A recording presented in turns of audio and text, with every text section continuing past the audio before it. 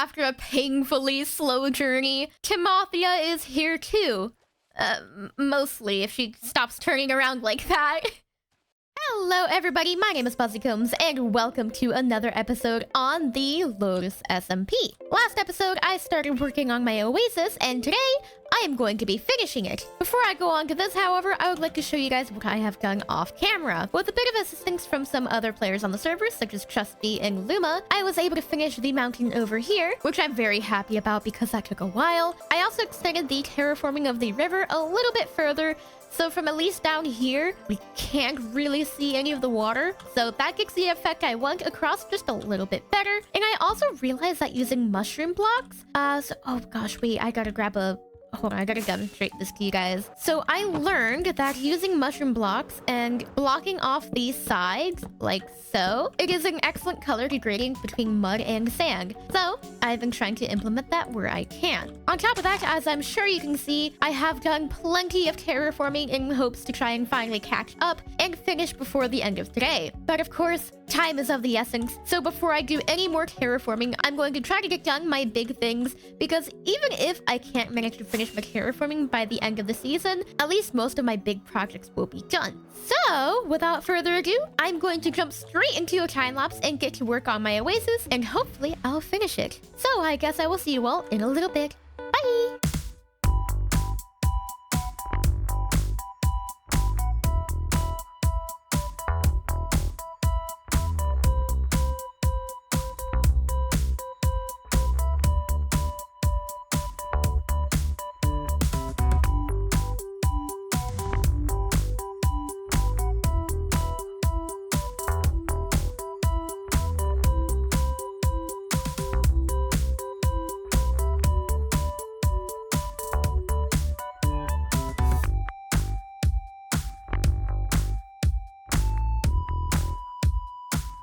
And just like that, my underground cave that leads to my nether portal is complete. Before I light it, however, I do actually have to destroy my old nether portal, and hopefully, by doing so, I'll be able to connect back to the nether ceiling and not have to do that myself. And now for the grand reveal. It's time to see if this actually connects to my portal. Please, my fingers are crossed. Yes! That was a little bit loud, but it does connect properly, so that is not a concern any longer.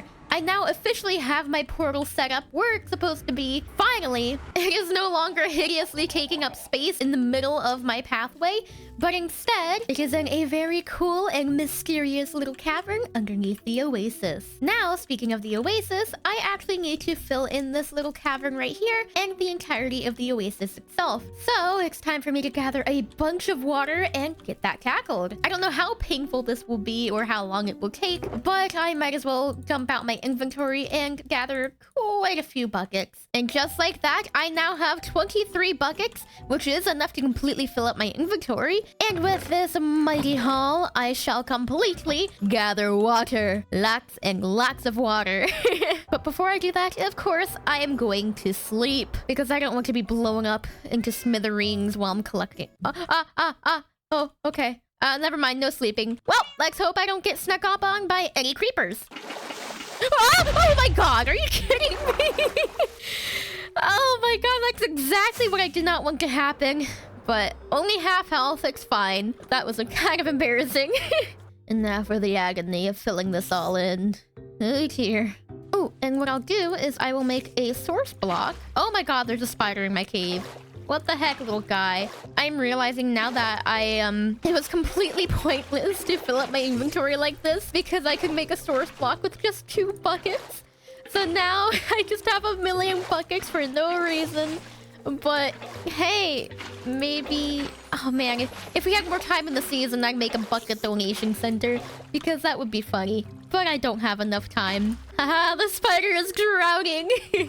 He is being swept up into the currents of this oasis that is totally not lagging a little bit. Not at all. And I'm not getting sick either. Okay, so now we get to the dilemma of trying to figure out how we are supposed to fill in all of this. What I think I'm going to do for the time being is at least give it a level surface all around. So I'm gonna scoop up as many buckets as I can. So maybe my mass collection of water was actually useful. I'm not too sure though. I can probably make a source right here, can't I? Did I make a source? I think I made a source. It has transitioned from night into day at this point, and I am still filling this in. Mr. Spider is my friend now. Oh, is he escaping? I think he might actually get out. Be free, little guy. If you nope. Maybe not. Eventually he'll get out. I'm certain of that. Okay, so now I think the best case scenario is to gather a bit of sand and just fill in the bottom. That way I can get it. Yes, it's kind of getting the effect across I want. It's getting more water spread across the top, which eventually I'm planning on putting some seaweed in it near the end. And the seaweed is going to basically make it all source blocks. That way none of my turtles get stuck in the flow, because that happens. Same thing happens with fish. If it's not all source blocks, they just get jammed in one spot and just never, ever move. And it really sucks. I don't understand why it happens, but we want to avoid that at all costs. And I'm out of sand. That was a stack already? That does not feel like a stack, oh dear. Maybe instead I can use dirt. With dirt, I can just bring it across the top layer like so. And oh my gosh, I am bouncing around like a maniac. But this just makes it a bit easier. And Mr. Spider Friend, you're almost free. Oh, yep. Oh, never mind. He fell again. That's okay. He'll get out eventually. I promise. Oh. Excuse me, why are you so mean all of it? Oh, is he drowning? I think he's drowning. I'm gonna do this so... Oh, no. He does not want to live, apparently. Oh, come on, little... Let me just push you over here. Do not resist. Please stop fighting back. I'm trying to save you right... Do you not want to be saved? Come on! You're annoying! Yep. Come on. Yes! I saved him! See, little guy? Just a little bit of cooperation gets you a long way. And you're stuck again. Honestly, though, you kind of deserve it after fighting back like that. I was just trying to help. You wouldn't allow it. Oh my god. This spider. He is really trying to drown himself today, isn't he? Maybe it's just his destiny at this point.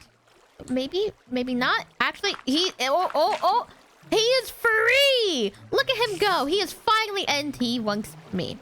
You're a big doofus, aren't you? you don't know. Wow. Next time he gets stuck under this, I'm not going to save him. And that is going to happen very shortly, apparently. Alrighty, and now all of the funky currents have been corrected. So it's time for me to clear out all this dirt. Oh my gosh. Hi again.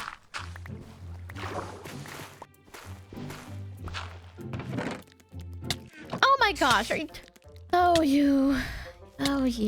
I tried so hard to save you, but you must perish.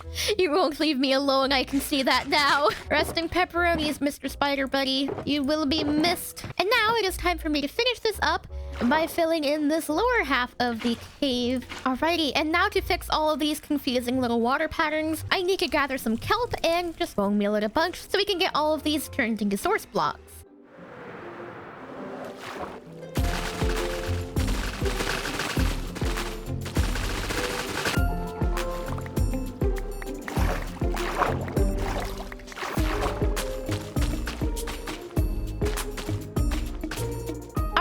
So I have filled in every spot that is 2 blocks deep or deeper with kelp. And now I'm just going to wait for it to grow. And while doing so, I'm going to go on ahead and work on terraforming the area around the oasis. Because right now, it's a bit barren, especially for a spot that's supposed to be heavily tropical. One thing that Chespy showed me a long time ago when he was bringing me some sea pickles is that we can actually use coral and a trapdoor underneath it to get a really pretty... Oh no, I got rid of that. Oops.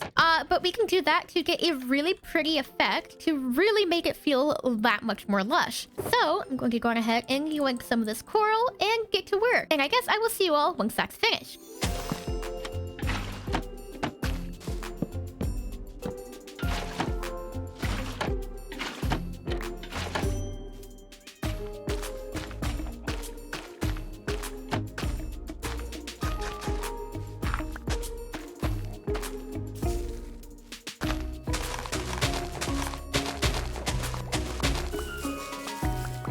here's what the oasis looks like. Now that I have added some nice foliage, it is time for me to exterminate all of this kelp. And now I'm going to dump a lot of this kelp in here because I do not need this many stacks. I am, however, going to keep one stack because with this, I can add a couple stalks here and there just to add a little bit of foliage to the underwater, but I'm not going to go too overkill. A little bit here and there to bring a bit of extra life to the oasis. And I think for the shallow end, I'll pass on using the kelp, and instead I'll take some bone meal and just spruce it up with a bit of seagrass. And I think with one more dash right there, I think that this is perfect. Now, while I would have loved to have added more detail over to this side over here, unfortunately time constraints do not allow that, and I would like to get a couple more things done before the season is completely over. So next up on my to-do list is to move my turtles into the oasis. So to do that, I'm going to need to yoink a piece of seagrass, which I will use Tim Moth Hee's body over here, as I tend to do. And I'm going to try to get my turtles safely out of their boat. See if I can do this without hurting anybody. There we go. And it's a T-posing bee, of course. It can't be a dang Lotus without a T-posing bee, apparently. And now that I've got Timothea out of her boat, I need Timmy. There we go. So Timothea and Timmy have been freed from their boats, and I need to get a way to bring them over to the oasis more quickly. So I think instead of luring them with Tim Moth Hee, I'm going to quickly go up to my storage and grab a couple of leads. Alrighty, you two. Let's go on over to the oasis. Oh, wait, you can't lead turtles? Are you kidding me? I have to lead them with the seagrass. Oh, no. Oh, wait, but I could. Here, let me see. Can I boat you? Is boating you faster? Boating you might be faster if it's not too difficult to maneuver around the terraforming. Can I jump over a sea pickle? No, I can't. Oh no. Is there any way I can go around without running into too many obstacles, maybe? Let's try right here. Oh my gosh, moss carpets count at 2. Okay, so I think this is as far as I can go. And now I will relieve you of your boat. Okay, Timmy, come with me. And Timothy is somewhere over here doing whatever it is turtles do. Alrighty, Timmy is now free in his enclosure. And now we must yoink Timothea before she goes too far. And now, after a painfully slow journey, Timothea is here too. Mostly, if she stops turning around like that. There we go! We have both of our turtles now in our beautiful oasis. I think they've been stuck in that boat since the beginning of the season. And now they're able to swim freely and enjoy life as they can. And speaking of turtles, I am actually not going to put Timothy's corpse back where it was. Instead, I'm going to actually get him a little gravesite. So this over here, this was originally going to be a lovely little mine, but I have since changed my tune, and I've decided that this is instead going to be a little cavern dedicated to Tim Moth Hee, because Tim Moth Hee had a very integral role in this season, and I feel like he deserves more than just a little item frame on the ground. Alrighty, so this is what the entrance to Tim Moth Hee's grave looks like. So we enter the little cave and we find ourselves in this very ominous looking area. However, it is not quite finished. I would like to add a couple of touches that I think Tim Moth Hee would have liked. So I want to have a couple of little watery spots. And then over here, I'd like to make a little table. And on this table will be Tim Moth Hee himself, as well as a couple of candles lit in his memory. And I think I would also like a couple of candles just kind of tossed about here and there, just to show that this is like a place of mourning, and I want them all to be lit. And the final touch, of course, is going to be a little sign that says, "Here lies Tim Moth Hee, slain by Ganesto." And the last touch I would like to do is throw in a couple of little drip leaves if I can. And I'll also add a little bit of leaf decor to the top, make the cave feel a little bit overgrown. And here we are, Timothy's cave is complete. It's very small and to the point, but it definitely gets the message across, and it's more than what we had before for him. And I think that these little touches that make it feel a bit more like his home really bring it all together.